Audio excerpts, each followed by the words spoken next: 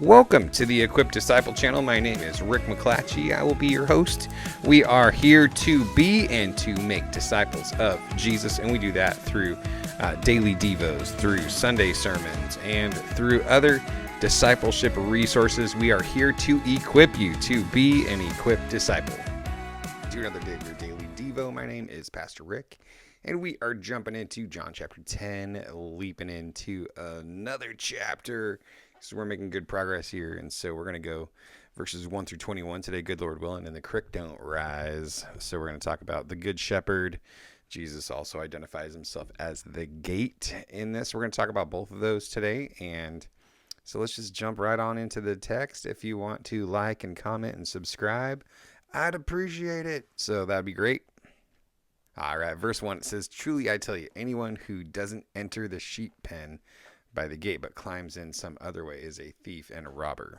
The one who enters by the gate is the shepherd of the sheep. The gatekeeper opens it for him, and the sheep hear his voice. He calls his own sheep by name and leads them out.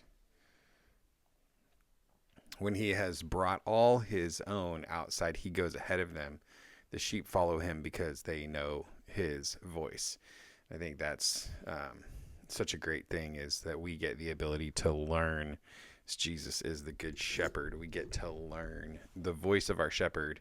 And the only way that sheep learned the voice of their shepherd is to be close to him, spend time with him. Typically, it would come after a sheep would wander off and get hurt.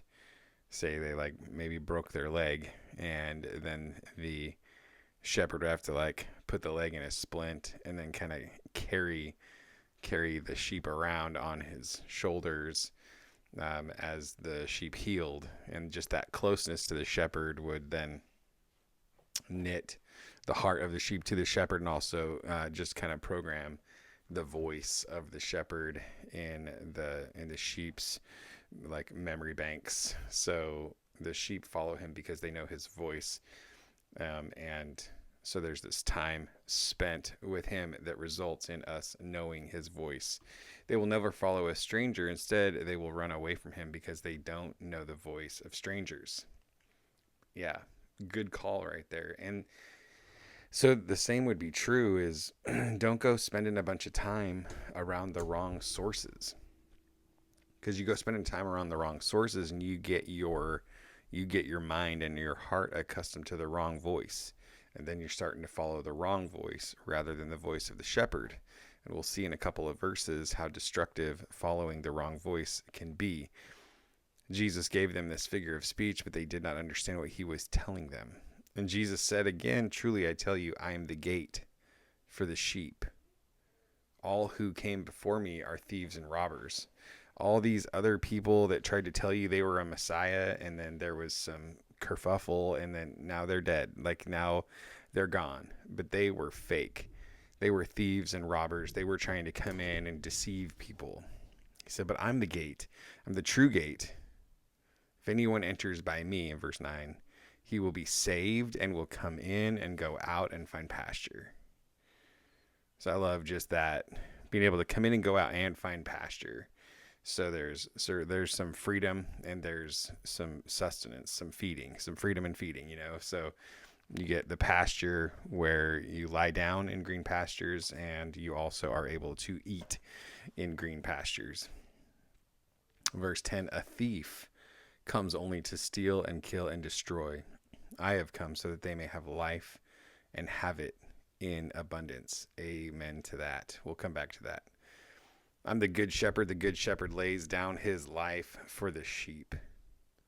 The good shepherd lays down his life for the sheep. The hired hand, since he is not the shepherd and doesn't own the sheep, he leaves them and runs away. And when he sees a wolf coming, the wolf then snatches and scatters them. This happens because he's a hired hand and doesn't care about the sheep. "I am the good shepherd. I know my own, and my own know me." Again, just the importance of knowing the shepherd, knowing Jesus, spending time with him, knowing his voice, listening. "Just as the Father knows me and I know the Father, I lay down my life for the sheep." But I have other sheep that are not from this sheep pen. I must bring them also, and they will listen to my voice. And then there will be one flock and one shepherd. So here he's just speaking about the Gentiles, because up until this point, it had been basically the Jews only club. And so Jesus is letting them know, like, hey, there's some more coming in, you know? And so this is why the Father loves me, because I lay down my life so that I may take it up again. No one takes it from me, but I lay it down on my own. I have the right to lay it down, and I have the right to take it up again. And I've received this command from my Father. So this really paints the picture of what the crucifixion looks like. And this actually it kind of flies in the face of people that try to paint the crucifixion of Jesus as like cosmic child abuse, like God, crucifying his own son. And so they try to like basically tear down the major tenets of Christianity by calling it something horrendous. But this verse goes very clearly to show you that Jesus is saying, nobody takes my life from me, but I lay it down on my own. I have the right to lay it down, and I have the right to take it up again, and I have received this command from my Father. And it says the Jews were divided because of these words. So the fact of the matter is the Jews are divided because of these words. They have been being divided by the words of Jesus for years and years and years. It's not going to stop. It's not going to stop, right? Because some people hear the words of the Lord and they want to come and they want to follow. Many of them were saying he has a demon and he's crazy. Why do you listen to him? And others were saying, these aren't the words of someone who's demon possessed. Can a demon open the eyes of the blind? And so you have just people looking at him two different ways and believing two different things. So Jesus as the gate. He's the way, the truth, and the life. No one comes unto the Father except through him. Like Jesus is the way. He's the truth. He's the life. We need to make sure that we're not falling trap to any other theoretical access point into eternity, into heaven. Because Jesus very clearly, very, very, very clearly states the exclusiveness of who he is in regards to our relationship with God. So it's like Christianity is the most exclusive and yet the most inclusive. It's the most exclusive in the sense that only people that choose to go through Jesus are the ones that make it into true relationship with God. The massively inclusionary part of Christianity is the fact that the invitation is open to everyone. So nobody is excluded from the invitation. And so it just is a matter of who accepts the invitation. So Jesus is the gate. All right. And then the good shepherd versus the thief.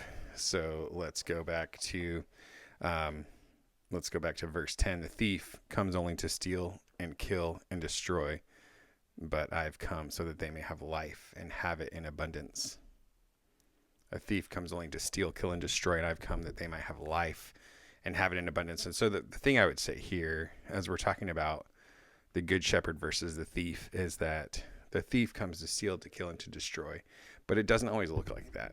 A lot of times it looks like life. It looks like fun. It looks like excitement. And that's the tricky thing, is that the thief is always lying. He's speaking his native tongue, as we talked about a couple chapters ago. Like whenever his mouth is moving, he's lying, because that's his native tongue. That's his nature. So the tricky thing is, sometimes when the thief comes, it looks like he's offering you life and life to the full, but it's never true. He's always here to steal, to kill, and to destroy. Jesus, the good shepherd, on the other hand, sometimes has a hard message for you. Sometimes has something really challenging to hear, but he is here that you may have life, and life to the full. Always. That's always his MO. He always is bringing you life and life to the full, even when it looks like death, even when it looks like sacrifice, even when it looks like laying down your life and taking up your cross and following him. So that's the thing, is we got to make sure that we keep the right perspective in mind as we're identifying what to respond to, who to follow, how to go about our lives. Is that sometimes it's not always what it appears, because the thief comes only to steal, to kill, and to destroy. Only, period, end of story. That's all he's about, is stealing and killing and destroying. He's never about your good, but sometimes he talks a sweet game. The good shepherd, on the other hand, is always here to bring you life, and life more abundantly. But sometimes the message feels a little restrictive, a little challenging, a little, So I think that's probably the biggest message that we want to walk away with today. Jesus is the gate. He's the one and true and only way in. And so we just need to make sure that we tell people about the gate, point people to the gate, not to the fake places, and not to try to climb over the wall or sneak in. Just go in through the gate.